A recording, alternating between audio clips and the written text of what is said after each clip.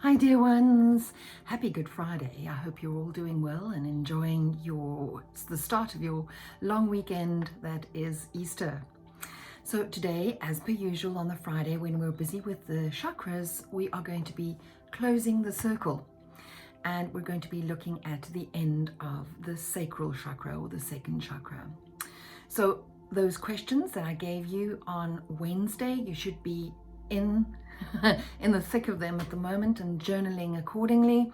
And remember to give your attention to your behavior as you're asking yourself those questions, what your reactions are, your moods, your thoughts, and your emotions. And remember to watch these without any criticism, dear ones, because you are a work in progress. So when we're looking at emotional numbness, we look at this as the approved ideal for public behavior. And men especially are seen as inferior if they cry in public, because why? Cowboys don't cry. And this is why very often men don't know what to do when a woman cries. And the adopted belief that they have is that the woman is showing weakness. And what we don't understand and what we don't realize is that passion is actually essential for vitality, creativity, and for our power. The sacral chakra is the center of that sensation and of that pleasure. Emotions are the instinctual reactions to the sensory data that is actually coming into us. And we look at pleasure and connection, movement and change.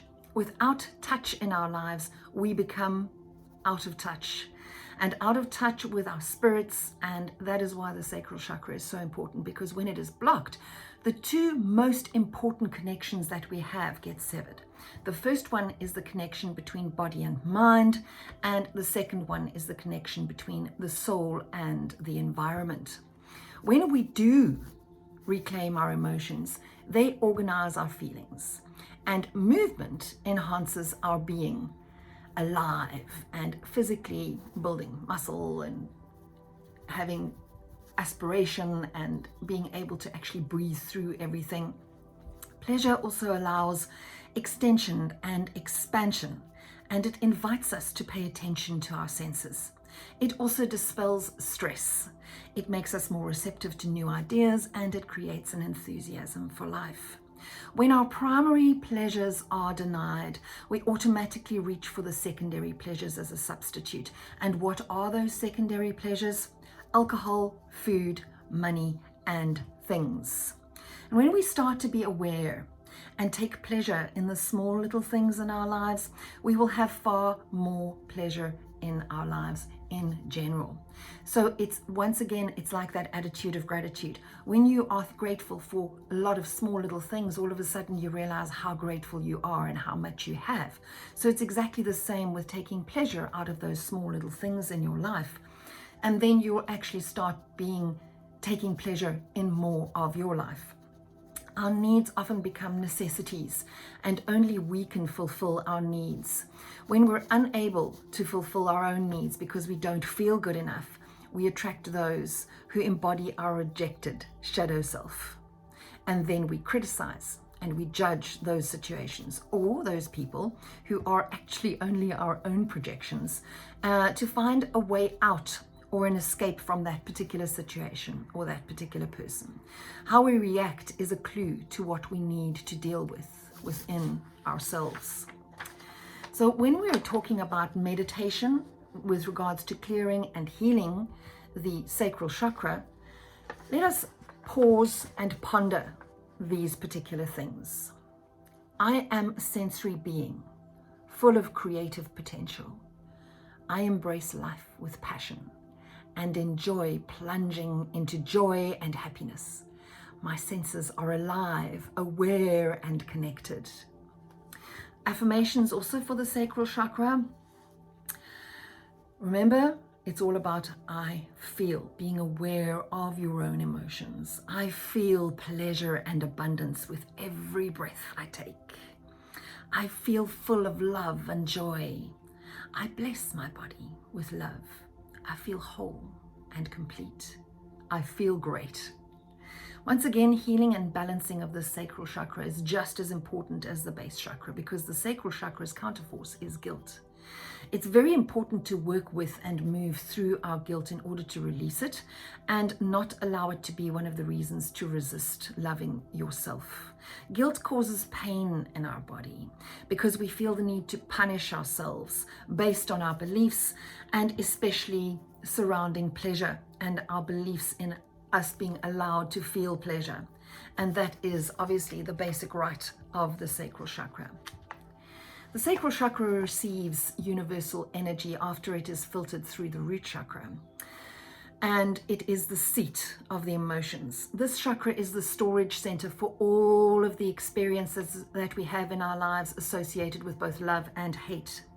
The feelings of acceptance or rejection from ourselves and others influences the relationships we actually create in our lives. The sacral chakra influences how people express their emotions, as well as influence the decisions that people make. A balanced sacral chakra helps people express their emotions without being overly emotional, and it opens us to passion, intimacy, and sexuality. The sacral chakra also turns universal energy into manifesting energy, or energy that attracts.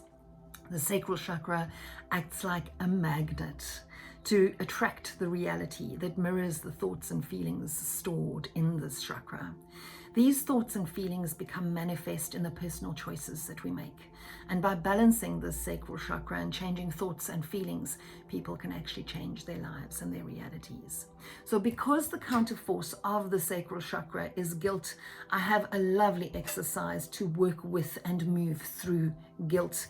And there are 7 questions that, well, not questions, steps that you need to work through guilt. So the first one that we do is we put the guilty behavior in context. What were the forces acting on you at the time of whatever you felt guilty about doing? Then number 2, examine the motives, the drives, and the needs underlying your behavior. What were you trying to satisfy or accomplish? Then number 3, look for ways that the behavior may have been modeled for you. The examples that you've had. For example, my mother and father always handled arguments like this. That's how I was taught to get the job done. My mother or father never finished school, etc., etc. And then number 4, see how your underlying needs can be more directly and appropriately filled.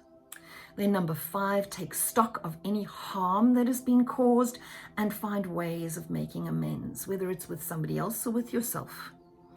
If you're not sure how to make amends, try to address the situation in perhaps a more global way. Give money or time to perhaps a battered women's shelter or animal welfare, so give back to the greater consciousness. Pay for somebody's therapy, maybe help somebody through school, volunteer labor at a charity. And then number 6, make a plan for your new behavior. Look at how you can instill a new habit and then stick with it for 40 days. And forgive yourself and move on.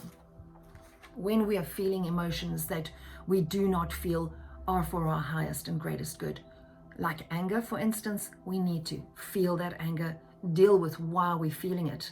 And remember, angering is like holding onto a coal, a hot coal, especially when you're angry with somebody else. So when you're holding onto a hot coal, it's going to burn you more than it burns anybody else. So for today, dear ones, have a wonderful Good Friday. Enjoy your Easter eggs. Remember what this holiday is really there to represent. It's about new life.